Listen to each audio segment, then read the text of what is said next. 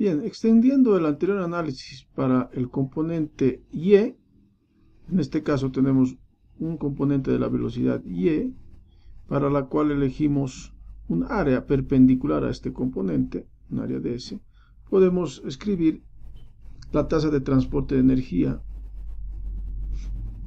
para el componente y. De la misma manera, para el componente z, elegimos un área perpendicular a z, y por lo tanto podemos escribir el componente de la tasa de transporte de energía z. Los componentes que hemos determinado hasta ahora son tasas de transporte de energía. Lo que a nosotros nos interesa es determinar la densidad de flujo de energía convectiva, es decir, energía por unidad de tiempo por unidad de área. Por lo tanto, la tasa de transporte de energía, estos componentes que tenemos acá, tendremos que dividirlos entre el área, que no es nada más que nuevamente ds. ¿Bien? Entonces, ahora podemos combinar estos tres componentes dividiendo cada uno entre el área a un solo vector, a un solo elemento que combine vectorialmente, obviamente como una suma vectorial, estos tres componentes, añadiendo los vectores unitarios correspondientes. Y de esta manera vamos a tener el vector de densidad de flujo de energía.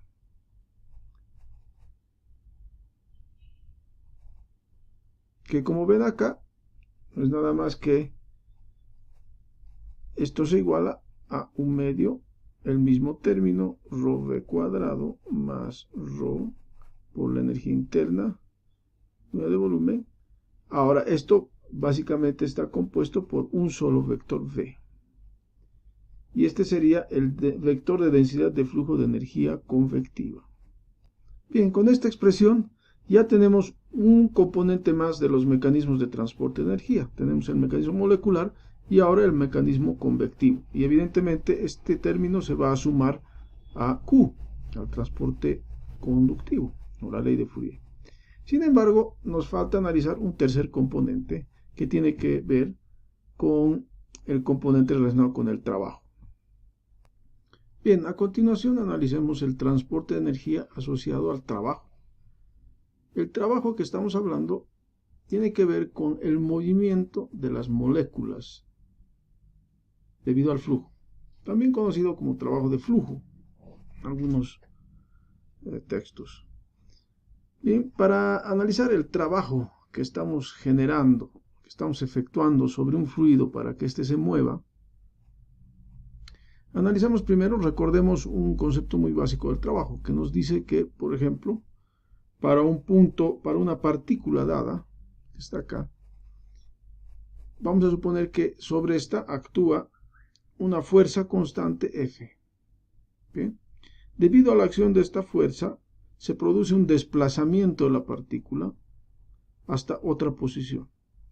Vamos a dibujar el vector de posición en este caso, el vector de posición de la partícula. Bien, aquí está el vector de posición de la partícula en su nuevo punto de referencia respecto al anterior. Bien. Ahora, lo que yo voy a analizar es la definición clásica del trabajo, donde dice que el trabajo realizado sobre esta partícula para generar este movimiento no es nada más que el producto de la magnitud de la fuerza,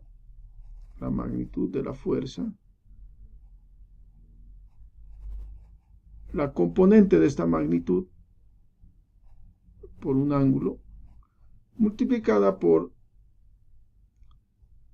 la componente del vector de posición, o es la distancia, la magnitud de la distancia. Recuerden que esto yo puedo proyectarlo acá, y aquí va a tener una componente del ángulo alfa, que viene a ser el coseno, ¿no es cierto? Esta es la componente F por coseno. Si yo puedo manejar esto, simplemente tendremos que hablar de la magnitud de los vectores, la magnitud de la fuerza, más la distancia, multiplicada por el coseno del ángulo entre las dos. Esto no es nada más que la definición del producto punto o el producto escalar de dos vectores. Entonces, esto se define simplemente como el vector fuerza escalarmente la distancia. Bien, esta sería la definición clásica del trabajo respecto al movimiento de una partícula en el espacio. Bien, ahora analicemos este componente en términos diferenciales, es decir, qué pasa si la partícula se mueve a una distancia muy pequeña generando un diferencial de R, un diferencial del vector de posición. En este caso, la definición es la misma, solamente que ahora estamos analizando un diferencial de trabajo que se va a efectuar debido al efecto de esta fuerza que va a generar un movimiento diferencial de la partícula. Bien, esta sería la composición, digamos, de la cantidad de trabajo realizada. Ahora, ¿qué pasa si yo quiero analizar la tasa de producción de trabajo sobre la partícula? Entonces, lo único que hago ahora es puedo trabajar y dividir todo entre el tiempo, entre un diferencial de tiempo. Por lo tanto, para analizar la tasa, yo tendré que trabajar de esta manera. Y esta ecuación, porque la cantidad de fuerza es constante, no cambia en el tiempo, simplemente va a ser esto. Bien, aquí queda claro que este término es la velocidad, porque es la variación de una distancia respecto del tiempo en este caso. Y por lo tanto, esto yo puedo decir que es la velocidad. Entonces, esto lo hago igual a la velocidad con la que se está desplazando la partícula. Bien, entonces de esa manera la definición ahora de la tasa de producción de trabajo para el movimiento de una partícula será nada más que esta ecuación. Será el producto escalar de la fuerza constante por la velocidad de la partícula. Bien, entonces con este recordatorio, digamos, de los principios del trabajo sobre el movimiento de partículas, imaginémonos que nosotros estamos moviendo una gran cantidad de partículas debido al flujo. Entonces, la fuerza que se genera sobre esta gran cantidad de partículas que están dentro del fluido genera el movimiento de estas partículas también. Entonces, eso implica un trabajo, una tasa, en este caso, producción de trabajo.